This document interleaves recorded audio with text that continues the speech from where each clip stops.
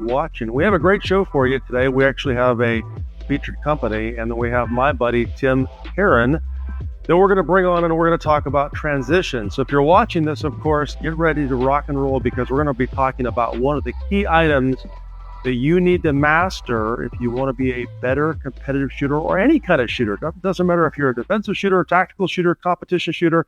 This particular subject is going to be very, very interesting. Of course, if you're some of our LiveFire members, welcome LiveFire members if you're watching this right now. By the way, if you are on LiveFire and you haven't given me a follow or sent me a message, please do so I can follow you back. If you're not on LiveFire, you should be on LiveFire. Eventually on the show, you're going to see a little QR code float by or a URL. You can click that URL or use that QR code and get on LiveFire. We'd love to see you on. It's got some great content.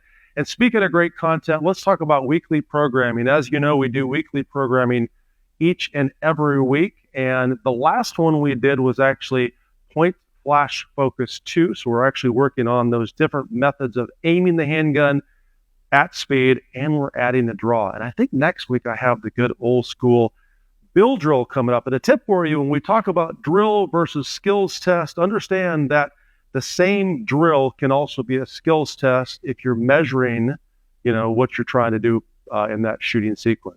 So pay attention to that. If you're not on LiveFire, once again, you should check it out. If you're one of my coin members, I'd love for you to type your coin number in the comments. Welcome, coin members, as well as my other members, the competitive members as well. So welcome to the show. Don't forget, you can always add a question in the comments there. If I don't address in this particular show, I'll shout back out at you next week, and we'll get your questions answered. Before we get into the show, safety is always a big deal. We got to talk about safety. So please, if you're going to be handling a firearm, maybe you want to work some transitions with Tim and I while we're doing the show, safety is the key. So if you're dry firing, make sure you have a safe dry fire. You got to have a good backstop, folks. Always, always, always have a good backstop. And all other safety rules apply in terms of your muzzle direction and your trigger finger. So if you're not willing to comply by safety rules, I got to say, go watch a different show. But of course, I know you're going to comply with all the safety rules. So let's do this. Let's go ahead and talk some gear. We actually decided here at LiveFire that we wanted to feature different companies. Now, understand that I'm not necessarily giving my specific stamp of approval on this or that product. What we want to do is say, hey, welcome company. What do you have going on? What's your new stuff? What's your most popular item right now? What are you developing in the future? It's kind of like if you were at a major trade show and you got to walk right up to that booth that has some of the coolest gear you've seen and say, hey, tell me about your stuff. What do you have that's awesome? So we have, of course, Blue Force Gear as our featured company today. And I have Chris Seeklander, who's going to join me and talk all about their awesome products. And then I'm going to bring Mr. Tim Herron on the show. And welcome to the show, Chris. How are you today, man? I'm doing great, Mike. I really appreciate you having me on. Tell us a little bit about Blue Force Gear. Tell us about your background and then about the company. And then I know you have some pretty cool products, some things you wanted to feature and talk about. By the way, feel free to hold them up in front of a camera and give the brief and all, and they're going to give you the full screen view. So tell us about what you have. Roger that. Thank you, man. Again, I appreciate you letting me come on and talk about myself and Blue Force Gear. So my name's Chris Seeklander. I'm the Director of Education and Training for Blue Force Gear. I do a lot of product education for our government clients and also commercial clients when I get the chance, and I really do love doing that. Blue Force Gear is out of Savannah, Georgia, and we are a design company that also produces some of what we design for the commercial market. Predominantly, we make stuff directly towards, very tight requirements, which for our customer base is awesome. And sometimes, if I'm being the honest broker with you, Mike, we kind of do a poor job of getting that information out into the real world, if I can put it bluntly. So again, appreciate the opportunity. Doing this here kind of helps us out with that problem set. So, we're universally probably known for Blue Force Gear slings. They are the sling of the Marine Corps, and most recently, we're proud to announce they also just got picked up by the United States Army as authorized attachments to the M4A1. So pretty excited about that. Additionally, Blue Force Gear makes a lot of med kits, a lot of different med kits for a whole lot of different reasons. They're all different shapes and sizes and things like that for kind of very specific problem sets that you're trying to solve with med kits. Very recently, as of SHOT Show this year, we released our grid belt. So we did a previous version of this belt called the chalk belt, and that was specifically for, it's a load rated belt for doing airborne operations. So when you have to snap into helicopters and things like that. And that belt was very successful, with some clientele. And of course, as soon as we started showing it to civilians and some law enforcement guys, they're like, "Hey, love the belt, but we don't need all the load bearing stuff on it." So we did a non load bearing version, which is this right here, called the grid belt. What makes this belt special and different from, I believe, that anything currently that's on the market is this is the only tactical, gun belt currently that is, I don't know if you can see that really well, but it is a fully contoured belt. So it's contoured to your hips. And then also, I don't know if the camera can pick it up, it's contoured from top to bottom, which, doesn't sound like much, but it was apparently, I'm not a designer, but from the design side, it was a real, mother bleeper to get it all scaled to curve. So me and you are kind of similar in age, Mike, but you remember that old Bianchi leather gunfighter belt? I do. With the white stitching? That is the belt that I wanted, because I wore that operationally for a long time because they're so friggin' comfortable, as opposed to a rigger belt or something like that. It's like, make me a Bianchi leather gunfighter belt that is, nylon and MOLLE capable and things like that. So the belt is an inner outer combo. Same thing on the inner belt. It's fully contoured, matches, the contour of the outer belt.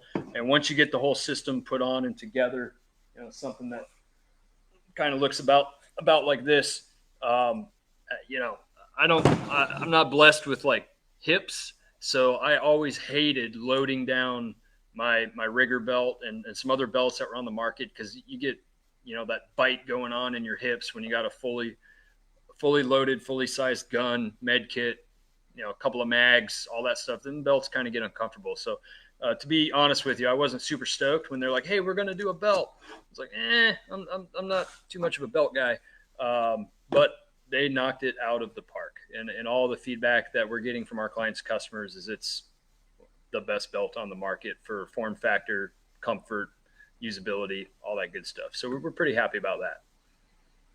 Yeah, actually, someone recently posted about that in one of your belts on Instagram. I'm not sure who it was. It might have been Scott Jedlinski that has one of those that you sent them. I think you sent them that belt as well.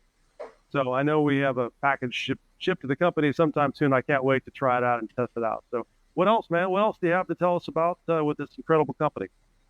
We also recently did a split front chest rig, which is behind me there on that mannequin.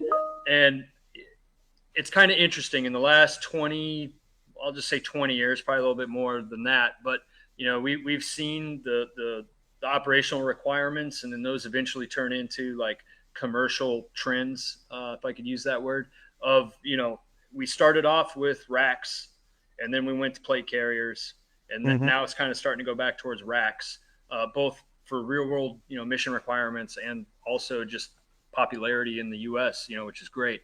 So spent a lot of time wearing a rack back in the day, had some ideas on how to improve them. And so we have split front chest rack. We do 7.62 and we do 5.56. I would recommend to anybody just to buy the 7.62 model. The inner rack in there is all 10 speed. So it's very low profile, very, very slim. And you get that 10 speed magazine pouch technology that keeps mags where they need to be without the additional bulk and form factor of like, a true mag pouch or a Kydex mag pouch. And the 7.62 mag pouch, or the 7.62 version back there, you can run 5.56 mags in it beautifully. But because of the extra width, I put my cell phone in there. I put my Kestrel in there when I'm shooting long guns, my laser rangefinder, all that good stuff.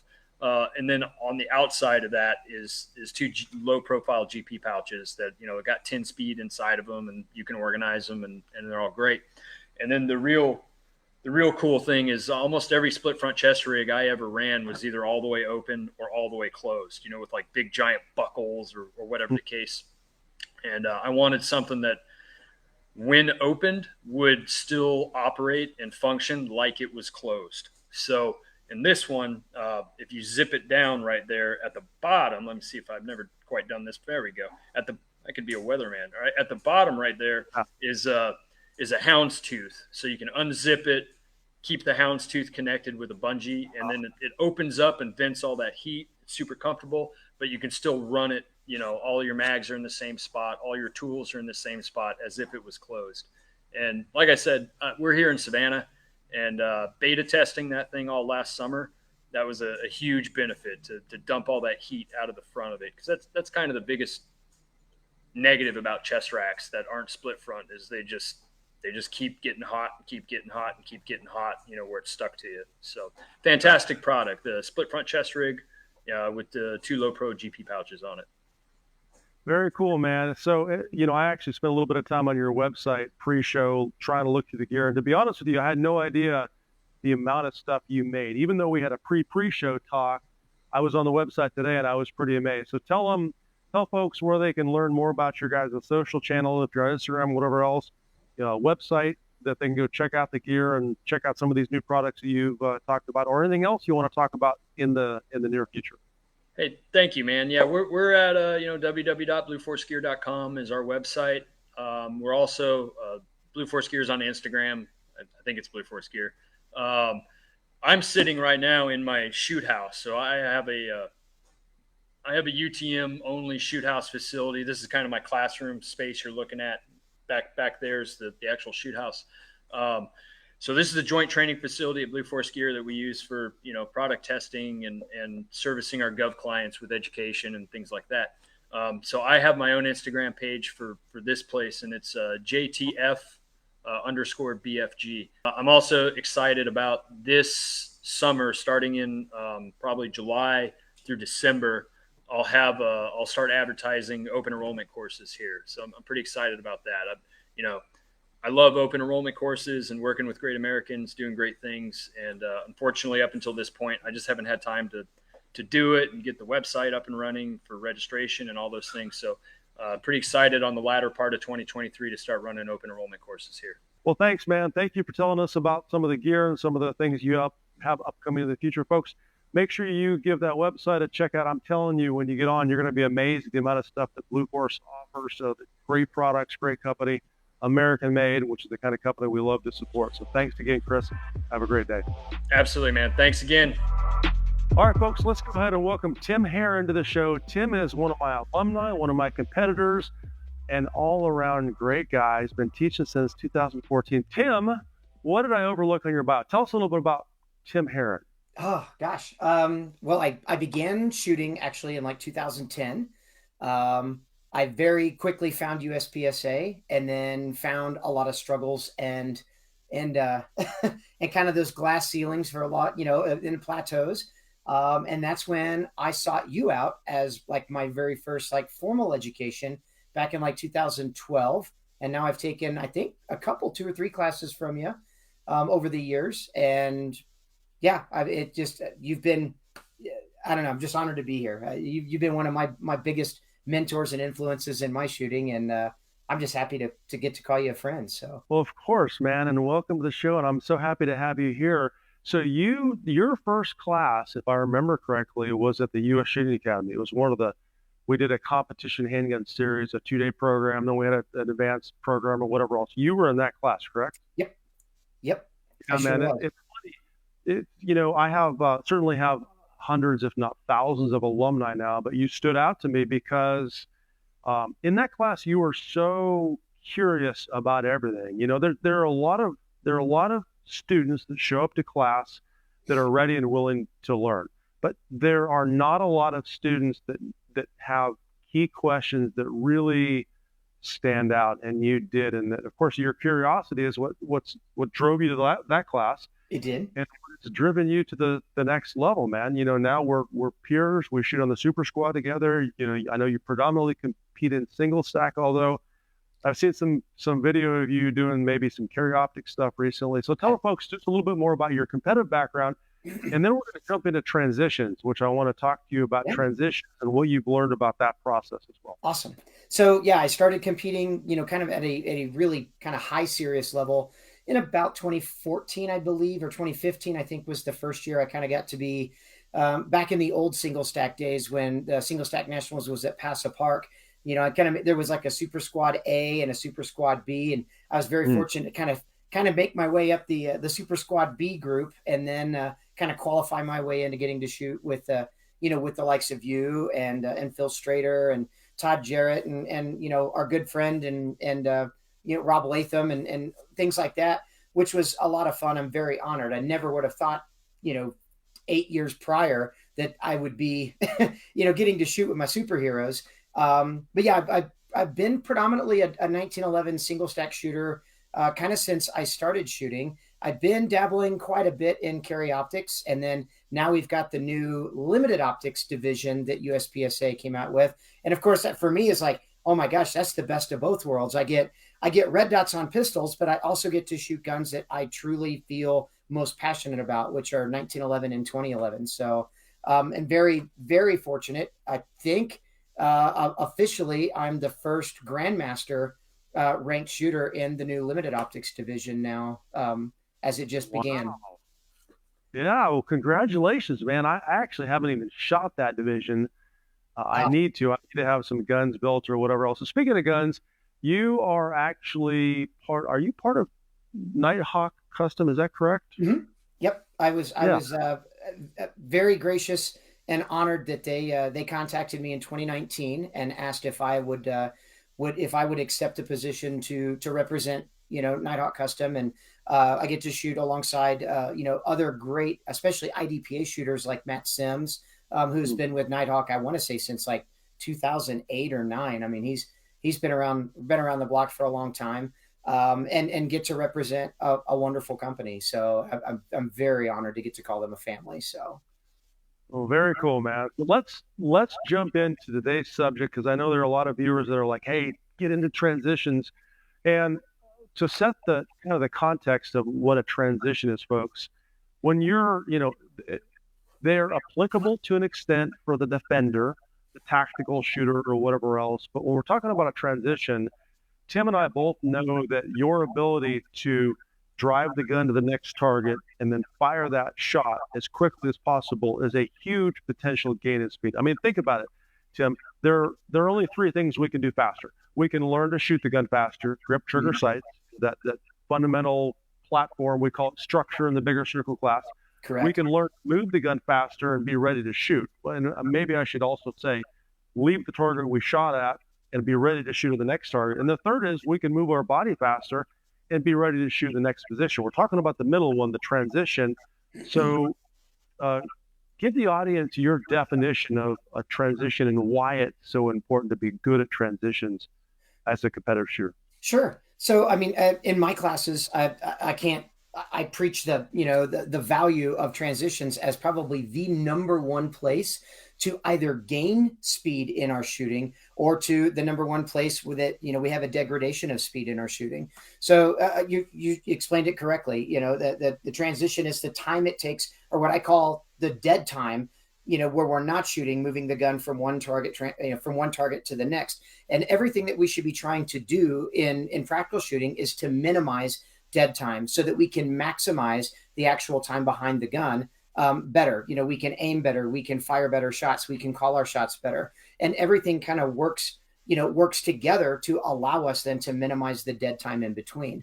That dead time can be so important to lose because for every transition that we can, every time that we're moving the gun target to target, that we can eliminate, say, 1 to 2 tenths of a second. Let's say on average in a competitive environment, if you had 10 targets and you could minimize the amount of time between targets by 2 tenths of a second apiece, that ends up adding up to a full 2 seconds of gained time value on a stage, which is, I mean, as you and I both know, I mean, that can be the difference between first place and 25th place on Yeah. any given stage. So, I mean, the time made there in transitions is much more crucial in our development than, say, the time behind the gun trying to increase our shot split time.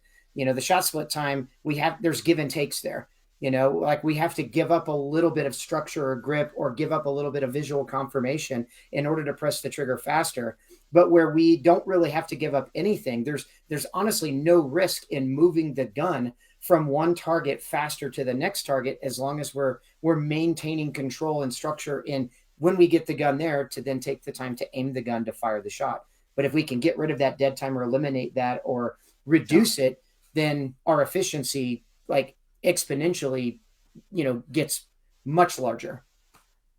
Yeah, and you made an incredibly important point. When we're talking about split time, folks, if you're, by the way, if you're just tuning into this and you're not a competitive shooter, when we reference split time, we're talking about the amount of time between shots. So when we're firing a sequence or series of shots, the less time between those shots, in theory, the better. But an average, good split time might be a 17 or 18 split. There are guys that can do a 0.12 split, potentially, maybe, sometimes. And, more likely than not, our average splits on a medium target would be between an 18 and maybe a 22 or 24, depending on the target. But that's a tiny window of time. Now, when we're talking about transitions, and Tim, you made the mention of, potentially if there are 10 targets on the stage and I can gain 2 seconds on that particular stage only by moving the gun faster. And I'm going to have you walk me through that here in a second. If you told me that, I'd be like, Tim, where do I write the check? Just tell me where to write the check, and I'll take that 2-second time, advantage on every single stage. So I think that's a very, very valuable point, man. Yeah. So you walk me through the process. And by the way, I've got a non-firing SIRT demonstration tool. I tend not to try to call these things pistols for those of you that are instructors out there. But it's a pistol mimicking deal made by Next Level Training, our buddy Mike Hughes out in Washington State. Tim, walk me through transitions, the mechanics from the ground up of a transition. So obviously structure is extremely important, as you have, so graciously taught me over the years. I think of structure a little bit differently than typical shooters or typical instructors, where I don't believe structure necessarily starts so much at the ground and builds itself up. I believe structure starts more at the pistol and how our hands and body interact with the pistol, and gets less, it becomes less of a priority the further away from the gun that we get. So how the hands build on the gun, how the tension in the hands, the wrist, the forearms, the upper body and the shoulders all allow us to be able to move the pistol from one target to the next. And we're wanting to try to maintain that structure so that we still have that leverage on the gun when it is actually time to fire the gun. What makes a transition important, of course, is that maintenance of structure, but being able to move the eyes first and prioritize the exit from a target as much as we possibly can. So shot calling becomes a really, really big priority, which is understanding and knowing that the moment that the gun fires and the sights or the dot begins to lift and recoil and just begins that sequence, that we're then finished with that shot, it's now time to begin moving that gun from one target to the next target. And so prioritizing the exit off that target all becomes in as soon as the gun begins to lift and recoil, my shot has been fired. If the next shot is on the next target, I need to move my eyes there first and then immediately have the gun kind of, I don't want to say trail, because it kind of involves then people thinking like, well, I'm going to leave the gun here, move my head here, and then slowly move the gun over. I kind of akin it to like driving a car. Yeah. When we drive a car, if you drive down the highway and you're looking right over the hood of the car, everything on the highway comes at you at Mach speed. And it in 50 to 60 miles an hour feels almost out of control. Whereas what we need to do in order to gain control and become more proactive in where we're placing the gun next, it's just like in a car, we need to look out more towards the horizon so that we feed the brain more information much sooner so that it can respond by allowing the hands to make corrections as needed. With the gun, it's the exact same way. When we're transitioning the gun, it's the eyes need to get immediately off the sights, because the shot's been fired. We now have the permission to do so. The moment that my eyes look at the next target, the gun is ever so slightly trailing behind. So the faster I can get my eyes to the target, the faster my hands will actually move the gun to the next target. And then let me dig into that just a little bit, because you said Sure. some key things, and we're also going to talk about the eye target relationship. And we're talking about calling the shot, Tim. You're an iron sighted shooter, and you can also expand and maybe talk about your visual focus as well. Like, are you predominantly target focused? Are you predominantly sight focused? Are you somewhere in between? Or maybe it depends. And I think I may understand what you're going to talk about there. But the point is, when you call the shot, you're not calling the lift and the return and waiting and then taking that information, going, okay, thinking about it. Meaning you literally are calling the shot probably the second the sight lifts. And matter of fact, tell me if you agree or disagree with this. I find that I'm actually calling the shot based on the actual firing process, meaning I'm getting visual confirmation, but I already know if the shot was a good shot based on what I'm feeling in my grip. Like, I can feel that I move the gun. You understand? The visual confirmation is just a for sure go, and that also depends on the target. If it's a tiny target, mini popper out there at 18 or 19 yards, it makes sense for me to have more of a confirmation visually than a very, very close target. So can you expand? 100%. So, and I explain that to students and clients all the time, that shot calling is, first and foremost, it's about 80 to 90% visual, but there is a kind of a tactile 10 or 15 or 20% of it too, where, like, your aiming process is not done until you have actuated the trigger and the shot is actually firing, but that firing concept or that, that follow through concept of, confirming your shot when the gun lifts and letting the gun return there to then kind of look past and taking an extra sight picture. That extra amount of validation is what wastes time in the transition. So all I want to do is I want to be able to validate and trust that the pistol is communicating to, via sights and feel, the pistol is communicating just the right amount of information I need to, again, give me that permission then to say, okay, I know that shot is good. Now it's time to move the gun over to the next target, aim the gun accordingly, to where I need to on that next target to be ready to begin that process again. I don't want to recover the gun back to the same target if I am done with that target and the shot or both shots on a target have told me such in my shot calling that, hey, those shots were good. No more time needs to be spent on that. It's time to move the gun as quickly as I can to start that over again on the next target. Yeah, and folks, if you're watching this right now, Tim made a distinction there. He said that the gun is communicating to him by sights and feel. And of course, we can talk and dig into what he means by the sights. But the point there is that's a perfect piece of information, because the gun, we tend to, as shooters, be so visual. Hey, I aim the gun, I focus on the front sight, which is not a correct statement, or whatever else.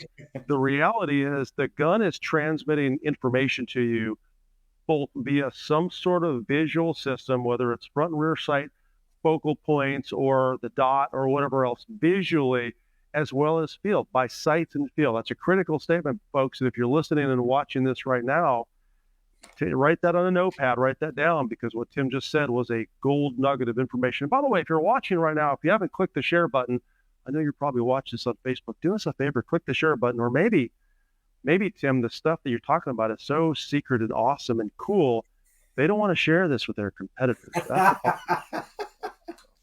So tell me, let's dig into sights. Let's go iron sights first, because you and I were predominantly single stack shooters for many, many years. Mm-hmm. Tell the audience about what you're looking at and what you're seeing when you're shooting those iron sights. So I think, like, I pretty much use what I've come to describe as a soft target focus. So I don't really I don't have a hard focus, like visual accommodation or convergence to a particular spot on the target, as much as I have an awareness of the target and where I want to place the sights on a target. My vision is kind of someplace in between the sights and the target. So the target itself is not it's not 100% crystal clear, but I can tell you, I'd say probably 90% of the time, or 95% of the time, neither are my sights, either the front sight or the rear sight. they are slightly out of focus as I'm kind of just looking through the sights. I don't prioritize front sight over rear sight or rear sight over front sight. The sights themselves are a system that have to work in unison with each other, because these two pieces of the system are both equally important, because that's what ultimately aligns the bore together with the alignment of, of the target.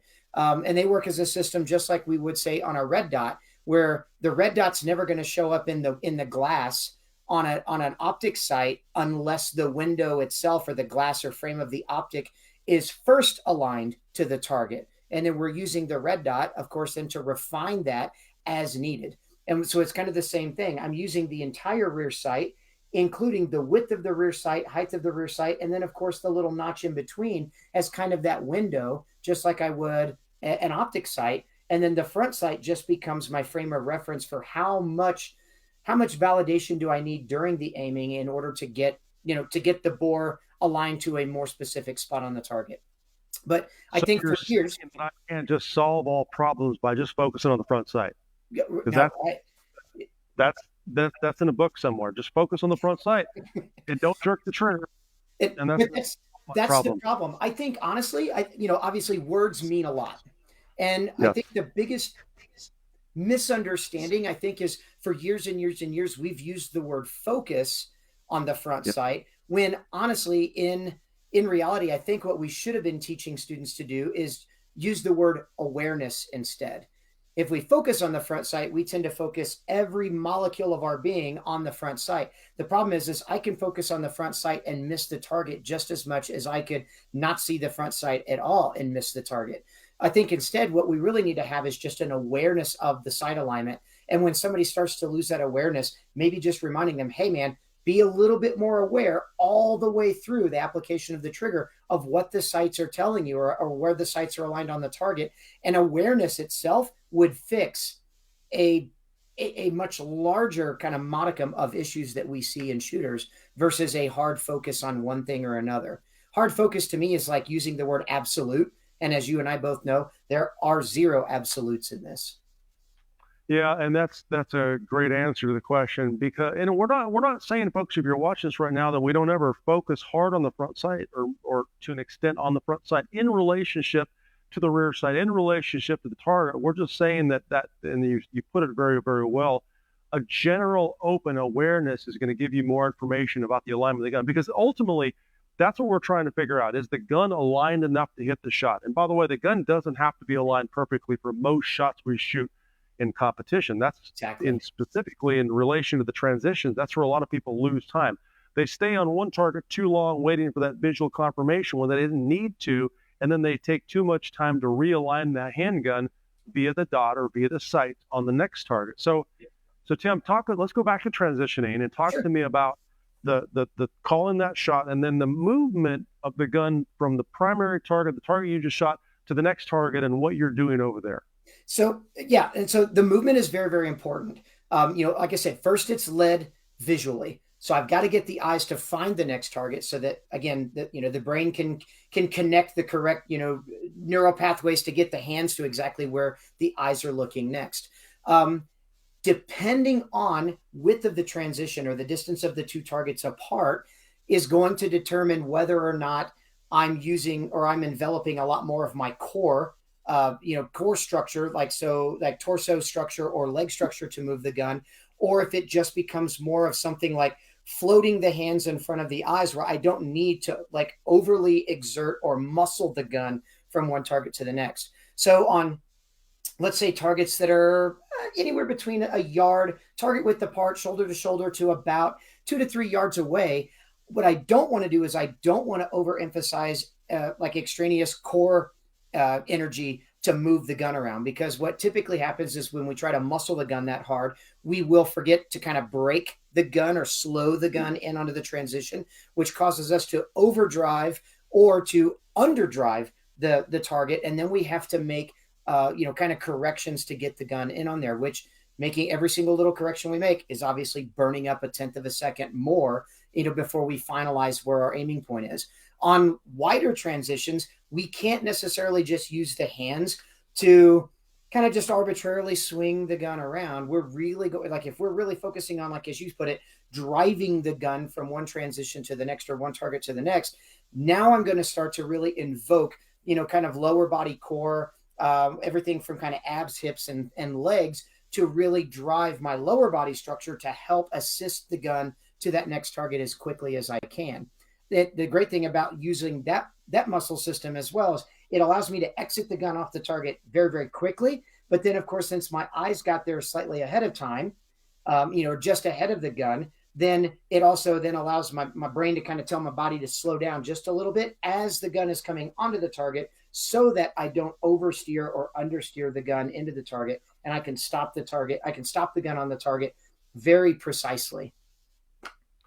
Tim, one of the things that I believe, and I want to see if you agree with this and also kind of show the audience this on camera, when we're talking about looking ahead of the gun, right?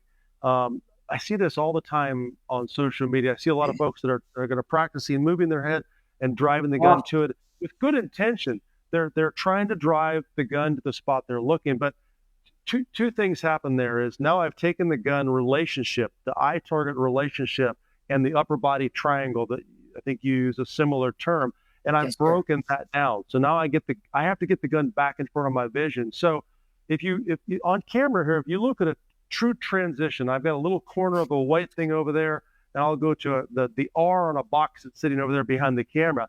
When I move the gun, my eyes do in fact get ahead of the gun, but they're a very close relation. There's a very close relationship of the gun and the eyes. Is that the motion you do when you're transitioning? Anything you do different there? No, 100%. And I agree with you. I see that's tended to become a trend here that we're seeing, especially like on social media, where, and you're right, it's great intentions. Unfortunately, it falls into creating a habit that'll actually slow your transition down, because you're thinking so much about, I have to get the eyes so far ahead, that then we allow the body to linger back on a target. Well, man, you may as well just let the gun cycle back to that target.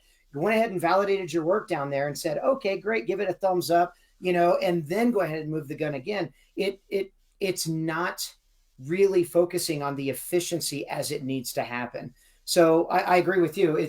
So if the gun is in front of my face, right, and I've got that structure completely on, when I'm looking, let's say I've got a kind of a lamp off to my right side here, what I'm going to do is, as soon as the gun begins to lift, now my eyes are looking over here. But as the gun begins to lift and the eyes look, the eyes are picking up the spot. And the moment the eyes take off of the sights, that's my body's cue to say, okay, we're done with this one. We need to follow where Tim's looking next. And the gun is, when I say it's ever so slightly trailing, it's not eyes are over here and then the gun comes over. It's the eyes and the gun kind of move together, but the eyes are, dare I say, 2 to 3 thousandths of a second ahead of the pistol. And that's all it takes. Anything more than that is a waste of time. It's great for I guess kind of helping to show what transitions I guess look like, but that's not what's going to happen in the grand scheme of things when you actually are applying the technique correctly. Yeah, and folks, if you're watching this right now, a tip, if you're trying to figure out how to practice that sequence, is simply to look at where you want to drive the gun to. So if you're firing a shot over here, for example, then I want you to look where you're going to drive the gun to next. Just look ahead of the gun, but don't leave the gun behind. Look ahead of the gun, but don't leave the gun behind. That could be a t-shirt. Yes, it could. Right? So look ahead of the gun. And so please address this in that case. Can you address because we're looking at the target ahead of the gun, and we know we might have to bring the visual focus to an extent toward the sights to verify sight alignment on a harder shot. Sure. But what have you experienced and learned about the optic? Because now, and maybe you see the same thing, in any given open enrollment class that I have 60% optics or more in the class. Yeah. What have you learned on the optic, aiming the optic on a transition, something like this Delta Point Pro versus the iron sights?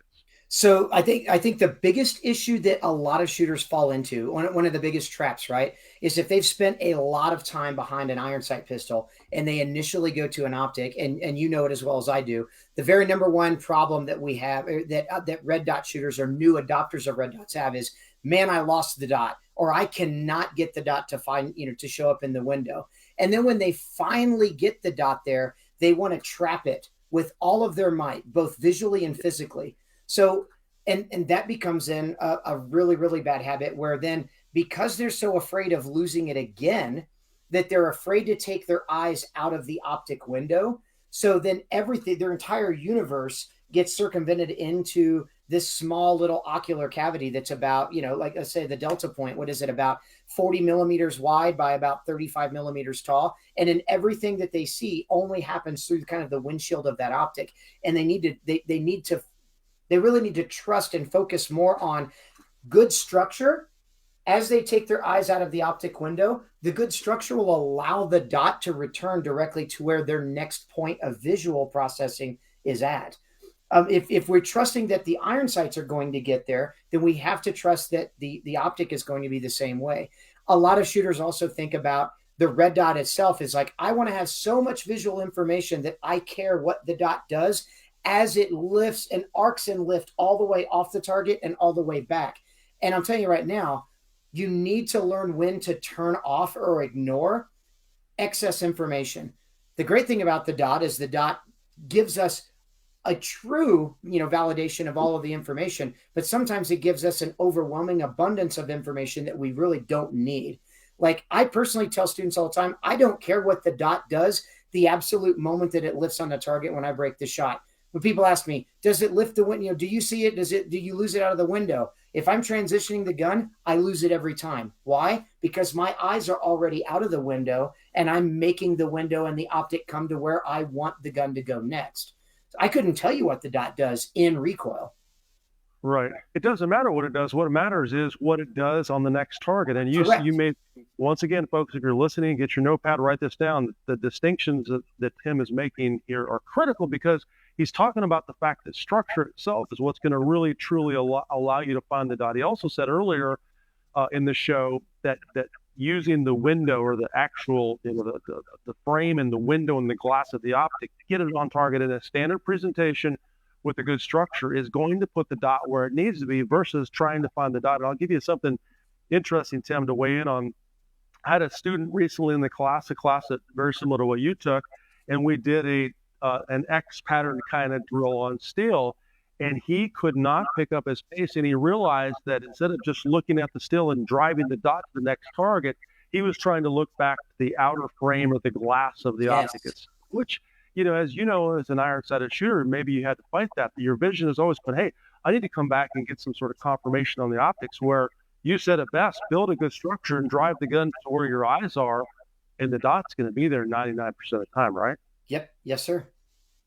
So in iron sights are the same way. We use that same kind of, like kind of pedagogy, so to speak, with iron sights a lot. We're so focused on focusing on the front sight that a lot of times, even in the midst of a transition, we take our eyes off of the front sight and we try to take all of the information only from the front sight without any relationship to the rear sight of a gun on an iron sight gun. And people will tell me all the time, and you'll see them overdrive the target, and you'll ask them, hey, what did you see? Man, I don't know why I missed 6 inches to the right or to the left of that target. My front sight was there.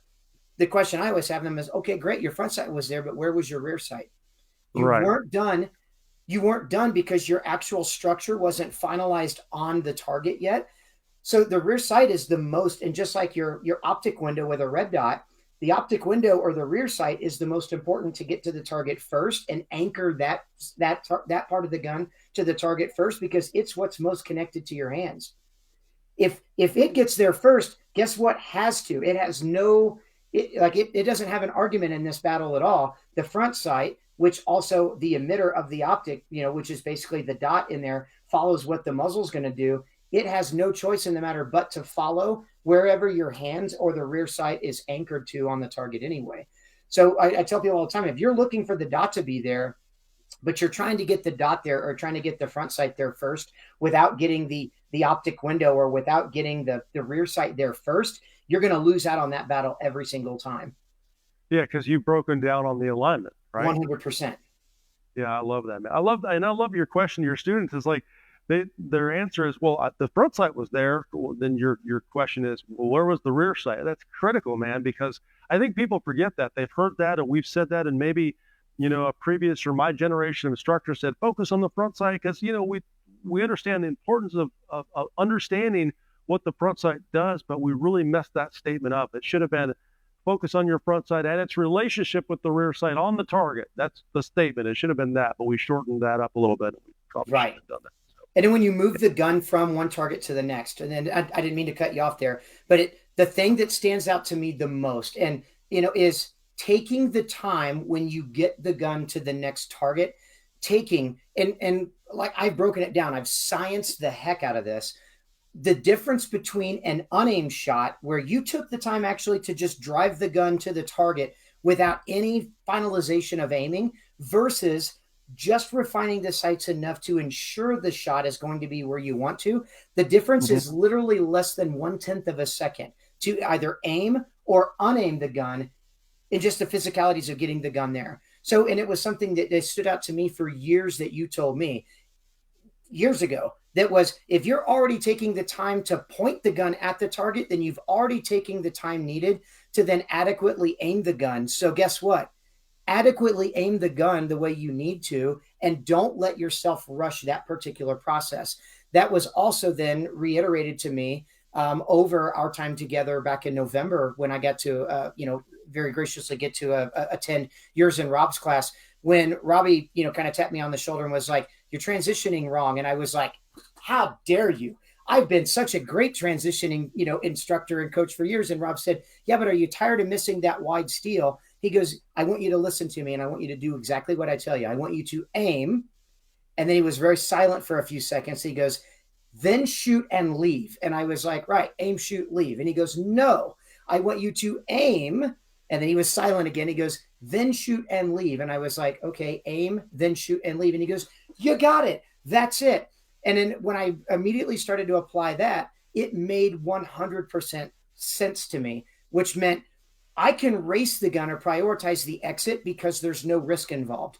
Once the shot is fired, getting the gun exited off the target in that transition is the most critical, hyper, go fast portion of it. But what I don't want to do when I get the gun to the next target is just sling the gun to the target and rapidly press the trigger without first aiming to ensure that the time that I took to put the gun there is not wasted with a bad shot.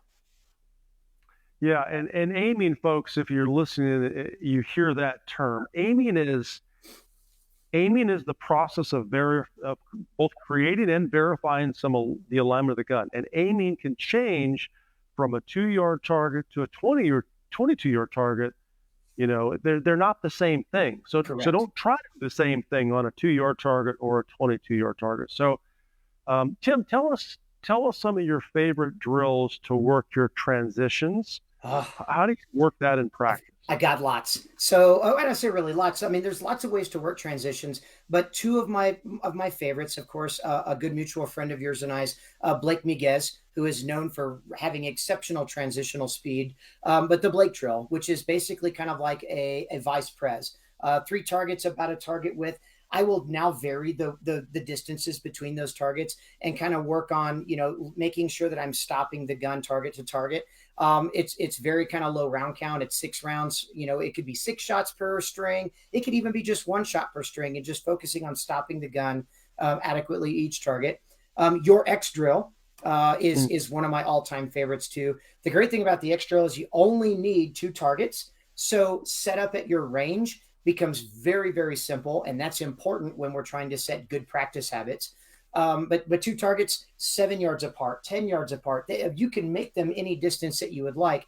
The great thing about the X drill is that you could shoot that so many different sequences, which allows you then to also work on your visual control or throttle control itself. How much visual acuity or how much confirmation do you need on a 7-yard body shot versus how much confirmation, sight confirmation do you need on a 7-yard or 10-yard head box, shot? And then what do you hold yourself to? Is it anywhere on a 6x6 head box okay? Or are you really striving for that 2-inch by 4-inch A zone on like a USPSA target, or that 4-inch down 0 on an IDPA target. So there's lots of ways that you can play with that.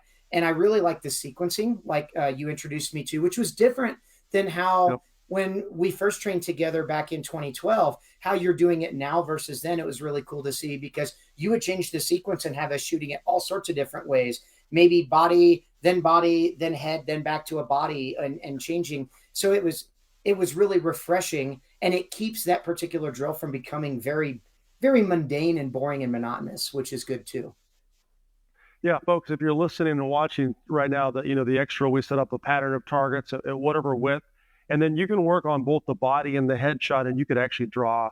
Sometimes I'll take the extra and I'll draw a small box in the bottom of the target. So you're transitioning maybe from a wide open body shot to a teeny tiny box up to the head box or whatever else. And like Tim said, you could vary the pattern, literally unlimited, the patterns of transitions you can work. And one more question, Tim, and then we'll talk a little bit about where people can find you and stuff.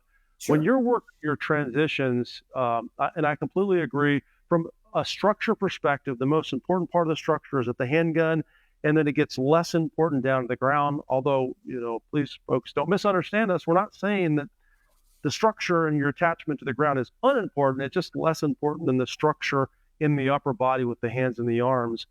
But I find myself working more transitions in a compromised position, off balance, because we do that all of the time in matches. So you don't always want to be set up in a perfect structure. Do you agree with that? 100%.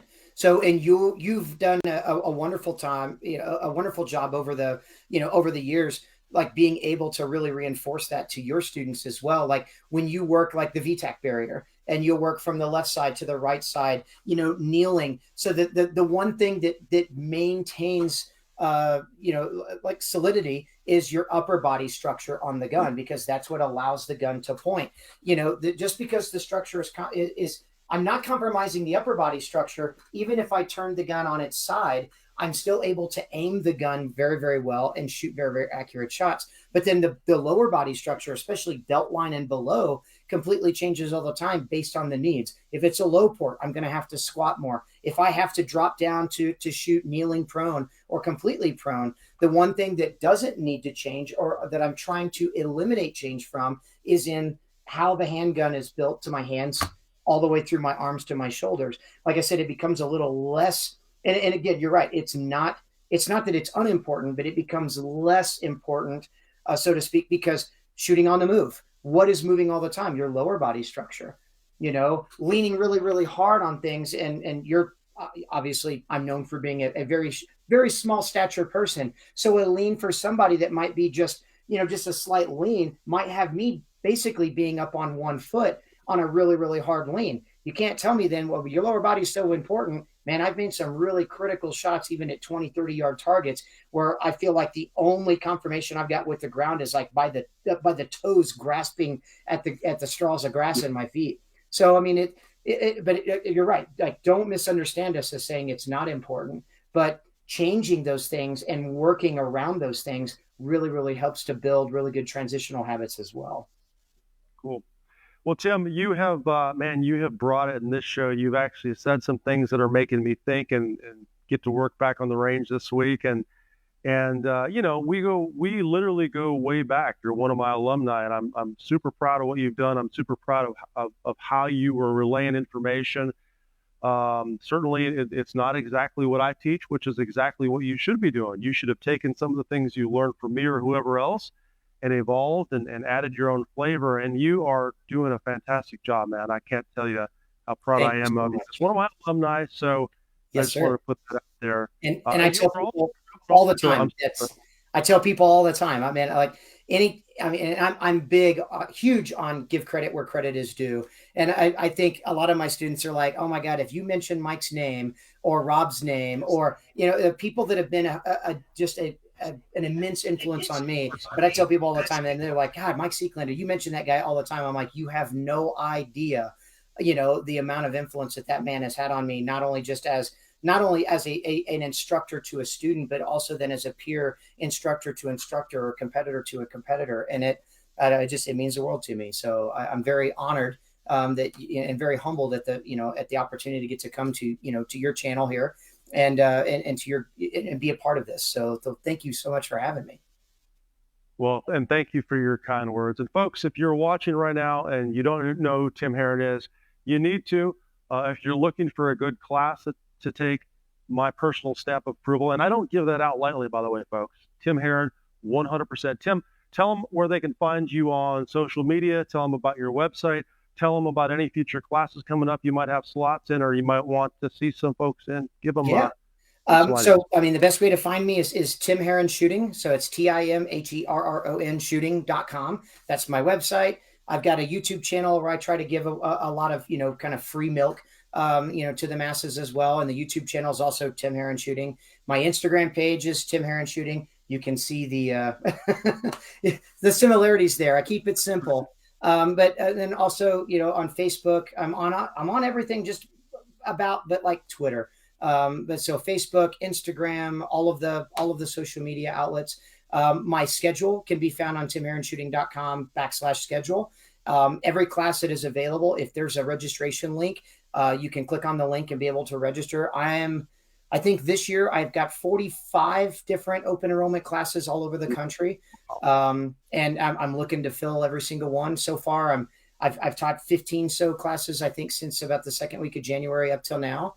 And it's been good. Got a couple that are a little slow to fill, but I think we're all kind of experiencing that right now. But it's been a great year, and I'm looking forward to being an even better year. So cool. Well, folks, get on Tim's website, check it out, give him a follow on Instagram and on social as well. Trust me, he puts lots of great stuff out. He will post tips on his practice and show you some of his drills. So I follow him and watch him on a regular basis. Once again, my personal stamp of approval. Great guy, great instructor, and also, maybe most importantly, someone that struggled and learned and paid his way and worked his way up. So he is someone that, as a potential student, will be able to see things and analyze things and teach you things that maybe some guy that's a pure natural might not know, because it was easy for them. It wasn't easy for me. It wasn't easy for Tim, and I highly recommend you take one of his classes. Tim, thank you so much for coming on the show, man. You knocked it out of the park. Transitions. Outstanding material. Thank you, brother. Have a great day now. And folks, thank you for watching this episode of LiveFire. Of course, if you are on the LiveFire app, if you're not on the LiveFire app, give it a try, give it a check out. And if you are on, give me a follow, send me a message. I'll follow you back. If you need help with the drills or have a question, please just message me and let me know. That's what I'm here for. So hopefully you learned a thing or two from this episode, and of course, look forward to a future episode on Fridays. And if you have something you want us to cover, or maybe a guest you'd love to see on the show, let us know. Drop us an email or a message. Thanks. Stay safe, folks. And until then, very much.